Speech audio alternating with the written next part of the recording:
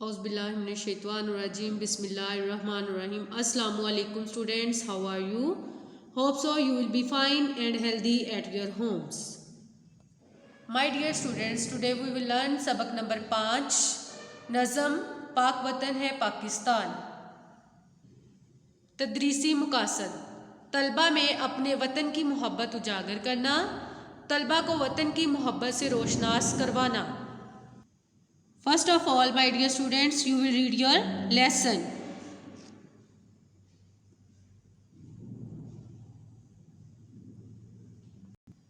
After reading, you will be able to write अल्फाज Mayani on your notebook.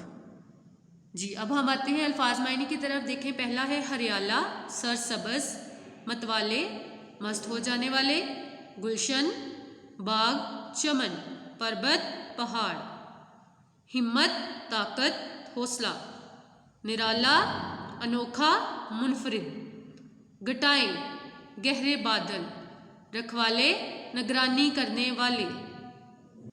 जी तो my dear students, आप अल्फाज मायनी अपनी नोटबुक पे राइट करेंगे। आफ्टर दिस हम सेकंड क्वेश्चन की तरफ जाएंगे, जो कि है हम आवाज़ अल्फाज।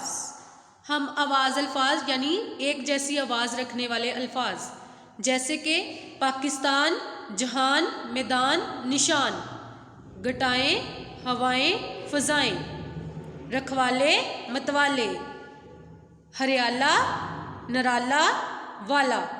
ये तमाम का तमाम काम आप अपनी नोटबुक पे राइट करेंगे।